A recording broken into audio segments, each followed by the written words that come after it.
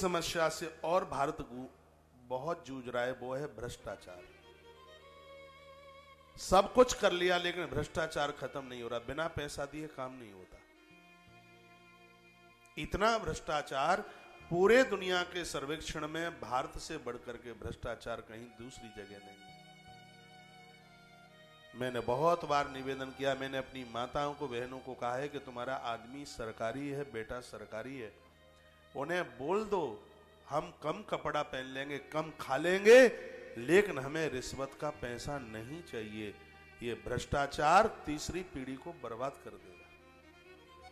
इस देश में भ्रष्टाचार चरम सीमा से ऊपर है, बहुत ज्यादा है। आपके दिल्ली में मास्क ना लगाने पर 1 करोड़ रुपए के चालान 1 नंबर में, 2.5 करोड़ के चालान 2 नंबर में कटे। ये स्थिति। पता नहीं समाज कब जागरूक होगा। वो बोलता है 1000 रुपए का चालान, ये पर्ची ले जाओ, 500 दे जाओ, तो 500 में राजी है। 1000 दिया तो कम से कम राष्ट्र यज्ञ में तो गया। 500 दिया वो तो शराब में जाएगा, मुर्गे में जाएगा, वो तो ऊट पटांग में जाएगा। वो ध्यान रहे, वो व्यक्ति आपके बीच में बात कर रहा है जिसने कभी 1 रुपया बिजली के बिल की चोरी नहीं करी। हम लोग 25-30 हजार रुपया, अभी सर्दी थोड़ा कम हुआ है, इतना बिल तो गौशाला में बिजली का भरते हैं। आज के समय में कोई गौशालाओं का बिल भरता है बिजली का? लेकिन हमें लगता है कि एक आहुति यज्ञ में हम नारायण को देते हैं तो बिल भर करके एक आहुति हम भारत माता के राष्ट्र कोष में डालते हैं। ये होना चाहिए। हम लोग कुछ भी खरीदेंगे तो उसकी जीएसटी पर ध्यान। हमें बोला जाता है, व्यापारी वर्ग कहता है कि तुम्हारा 18% बच जाएगा और आप बिल मत लो। हमने कहा हम बिल क्यों ना लें? जितना ध्यान आपको अपने बिजनेस को ऊंचा उठाने में है, उतना ही राष्ट्र के प्रति भी आप जागरूक बनिए। राष्ट्र के खजाने में पैसा ना होगा तो सड़क कैसे बनेंगी? गड्ढे हो जाएंगे। अस्पताल कैसे बनेंगे? स्कूल कैसे बनेंगे?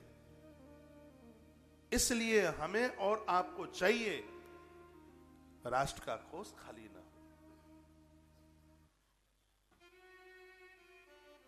सरकार को चाहिए कि भ्रष्टाचारियों के ऊपर, वो कोई भी हो, इनके ऊपर शिकंजा कसा जाए, उनके ऊपर नकेल कसी जाए। भारत इस चुनौती के साथ जूझ रहा है। बड़ी कोशिश की जा रही है लेकिन भ्रष्टाचारी कब्जे में नहीं आ पा रहे। कैसे? और इतना अनाप शनाप पैसा है। अभी यूपी की कोई घटना, 160 करोड़ की तो नगद करेंसी पड़ी हुई थी। नगद कमरा भरा तो पूरा। क्या हुआ है? ये तो पकड़ में एक आदमी आ गया। ऐसी तो कितनी घटना है इस देश में। इसका कड़ा मुकाबला होना चाहिए इसका। हम लोग दिन रात मेहनत कर रहे हैं। रोज रात को सोचना पड़ता है कि कल के पेमेंट कैसे होंगे। वो कुछ भी नहीं करते, उनके पास कमरे भरे पड़े हैं। ऐसा कैसे होता है? आज देश भ्रष्टाचार के साथ बहुत जूझ रहा है। उद्योगपति मेरी बात का बुरा ना माने, आप भारत माता के आप लाल हैं। टैक्स भरने की आदत डालें, बिजली की चोरी ना करें। दिया बुझ जाएगा, अंधेरे में खोपड़ी फूटेगी। कम जलाओ ना, ज्यादा जलाते क्यों? बिजली फ्री में मिले इसके लिए वोट मत देना। पानी फ्री में मिले इसके लिए वोट मत देना। भारत की ग्रोथ बढ़े ऊपर, इसलिए चुनाव करना। क्या होगा? अमीरों की तरफ से खींच करके लोगों को बुद्धू बनाया जा रहा है, पगला बनाया जा रहा है। क्या है? बिजली क्या सरकार के घर में बनती है? जहां से आती है वहां से भी तो खरीदा जाता है।